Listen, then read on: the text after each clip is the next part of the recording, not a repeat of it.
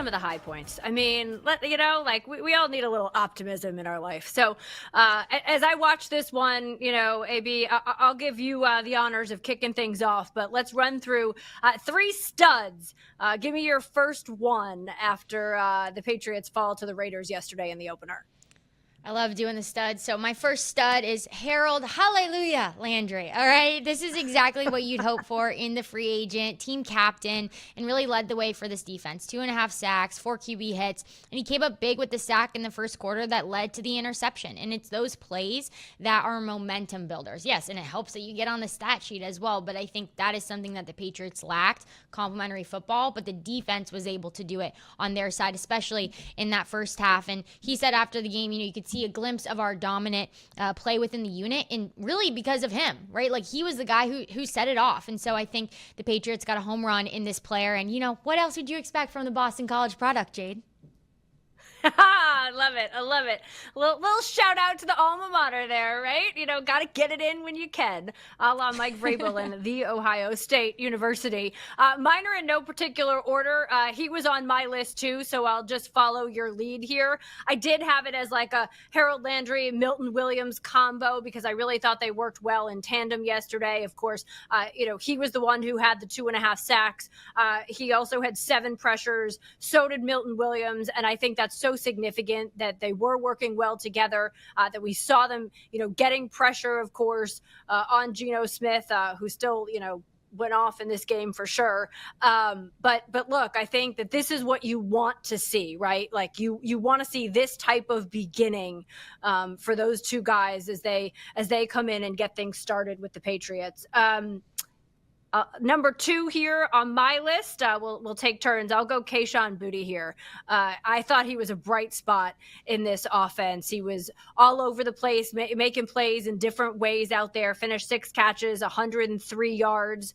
You could tell, obviously, there's some chemistry and connection between Drake, and Kayshon, just because he looked to him a lot. I mean, you could certainly see that unfolding as the plays developed. And quite honestly, the Patriots need more offense. So I will take the bright spot that Boutte gave us out there against the Raiders. Yeah, I'll follow you because I also had him on my list. And I think what was exciting about him is he wasn't the name that I think everyone was expecting to hear a lot or see Drake target as much in this game, right? You were hoping to see Diggs for what we were going to get him, which we did. You thought maybe you'd get more a pop. You expected Hunter Henry to be what he was and so reliable for Drake Maye. But I think that is another positive that you can take from, what was a disappointing game is that there's more that the Patriots can tap into, right? And they have Kayshon Boutte, someone who maybe wasn't the guy that you thought was going to have the productive game that he did and really stepped up for this wide receiver group that it was the talk of the town all preseason, right? What is it going to look like? And now without having seen Diggs in full capacity, what you have in Kayshon Boutte. Yeah, Diggs finished with 29 snaps in the game. Give me your third stud as we look at the bright spots out of yesterday. My third stud, H2, not the Henry Hasselbeck that's in my family. We call him H2, but Hunter Henry. Just clear that he and Maye have built on the connection that they had last year. And I think his incredible catch that he had in the second quarter just shows you that he's a guy who can make those plays, right? People are saying, how did he catch that? And you need players like that. You need playmakers on your team who can make something out of something where you don't think it's going to happen, right? And I think Vrabel's spoken about that, just how sometimes you can have a great play drawn up and you know exactly what you're doing, but sometimes a defender just makes a play or a wide receiver just makes a play, and that's what you need in this league. And so I think when you don't fully have Stephon Diggs 100% full go, all the reps that he probably would have gotten week 1, it was incredible to see Hunter Henry step up in that tight end room. Yeah, you talk about making a play. Did you see that hit by Jalen Ramsey late in that game between the Steelers and the Jets? I mean, it was a good play on the other side, but man, boom, like legal hit. He just made the better play on it. He made the better play. It's just that simple. All right, I'm going to go Steph Diggs on my third stud, and here's the reason why. Take a listen to him post-game. It's my first time obviously with him. It's not too different than practice. He's a guy that's super hard on himself. We're pulling for him. You just got to continue that positive reinforcement, that positive encouragement. Quarterback is a very hard job, so letting him know that you got his back and being available for him is going to be key, in our success.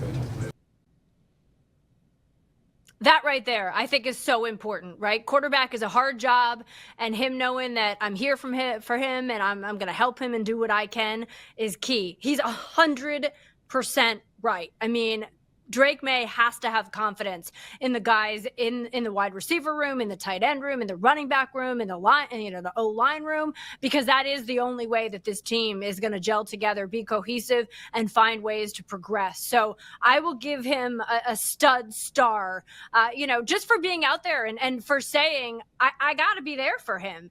And I think we'll see good things from Diggs to come. Obviously, they didn't throw him out there and throw a ton at him in the opener yesterday. But we saw some chemistry developing between him and Drake during the preseason, and I think they're only going to build on that now that Diggs has some game action underneath of him as well, obviously having not played in the preseason. All right, let's move on to the duds, if you will. And I like to call these, room for improvement, because that's what this is all about, right? If you lose, you got to learn. You got to find ways to improve. So you can always move into the stud category. We just got to see you trending upward. You can get there at some point. You'll get a little, I think in grade school I would get an NI on my paper, need improvement, and it was a nice way to not write like a C minus. It was NI, need improvement. So that's what we'll call the duds for today. Need improvement. You can still jump into that stud box eventually. All right, who you got? Give me your NI number one. Yeah, I think need improvement. I was disappointed in the special teams as a whole, in the special team play. You missed the field goal. You've won too many penalties. Vrabel wasn't happy about the punt that we talked about earlier. And in a game like this, you cannot afford to not execute. Just execute on special teams. And so I think for me, that had to be one of my need improvements. And you look around the NFL as a whole, there were a lot of missed kicks, right? So it wasn't just the Patriots. Yeah. Rookie kicker coming in, your Atlanta. first NFL reason. Right, exactly. So, there's nothing unique about the Patriots situation on special teams for week one. But I think when you look in the context of this game, it was one of those extra minuses that you just definitely did not need. Yeah, 100% agree there. I mean, I think you obviously, you got to make the kicks, the punts, 21-yard punts, you just can't have it. So all of that needs improvement for this team. And we said, right, it often comes down to 3, 4, 5, maybe 6 plays in a game that are difference makers, and when 3, 4, 5 of them are on special teams, that's a problem. So you've got to find a way to improve on that and help it work to your favor. We talked a lot about this, in the early going of the show, but the run game. Clearly the running back room, that's something that is going to have to improve moving forward for this team to continue to find success. You can't have 60 yards on the ground, especially not when you have playmakers in that room. We talk so much about, Travion and what he can do, right? And get the ball in his hands, and he's an explosive player. Everybody in this organization knows that. So we have to see ways that they can build this more into their game and have it be successful. So that would be certainly on my list, AB.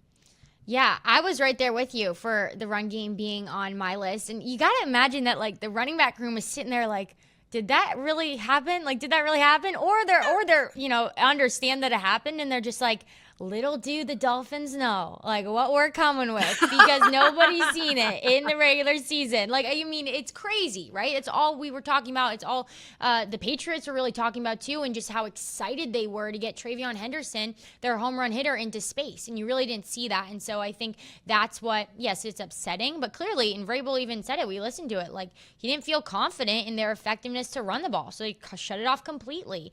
And so hopefully that's something where you don't have to shut the run game off completely, because you are able to effectively run the ball. And, I think what stood out to me is how he said it's not just on the running backs, it's on everyone on offense to get that done. So yeah, definitely an area that needs improvement, but I would bet all my money that you're going to see it in the next game.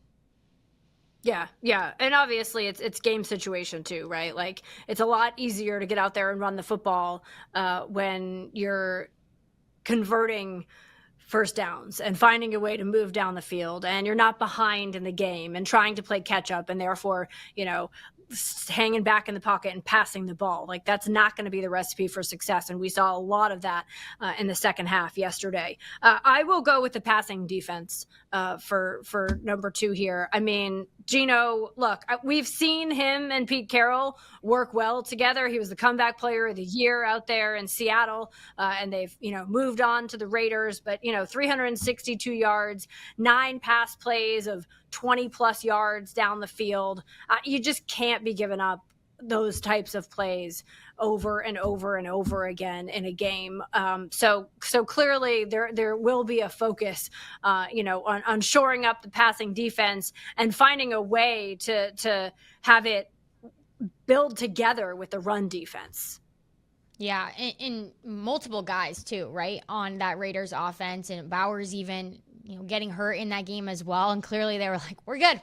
We don't need it. But yeah, I think, Geno came into Gillette twice now, and beat the Patriots in that way. And so it'll be interesting to see how they do against the Dolphins with an even faster wide receiver room. Hopefully Gonzo will be back. I don't know. I think it always helps to have your lockdown corner, your number 1 guy, so you can spread the wealth around the defense. It doesn't hurt. That would be nice. But like I said earlier, we're just saving it for week 2. You never know. But I think for me, the final I need improvement would just have to be the offensive line in the second half. Like, that is the time where they really broke down. You saw Max Crosby and Malcolm Kuntz getting way more pressure on Drake Maye. The penalties came, and you don't know exactly what was going on in those guys' minds when the penalties happened, but fatigue definitely sets in. Like, it's later in the game. There's a lot more going on. Right? You're down. You have to make something happen. And so I think just with that comes time, and that comes chemistry with your team and doing it together. The strip sack in the fourth quarter wasn't good, but I think controlling the controllables, able to finish the game in the second half, the protecting Drake Maye at the end of the game. I think last week I had said I had my blinders on, right? I was only going to look at Drake Maye. And so I think for me, it's finishing that out in the second half. Yeah, for me, I got to go with the quarterback. Honestly, I mean, I think the bottom line, and I think we saw this with the way Drake carried himself after the game. He knows he needs to be better. This team knows he needs to be better. We all know he needs to be better. Obviously, taking care of the football is so important, and he didn't successfully do that throughout the course of this game. I think it's one of those things that you watch some of the throws that he makes. I mean, that touchdown pass to Pop, it was on the money, perfect, right? Like, it was where only he could catch it. It was a terrific throw.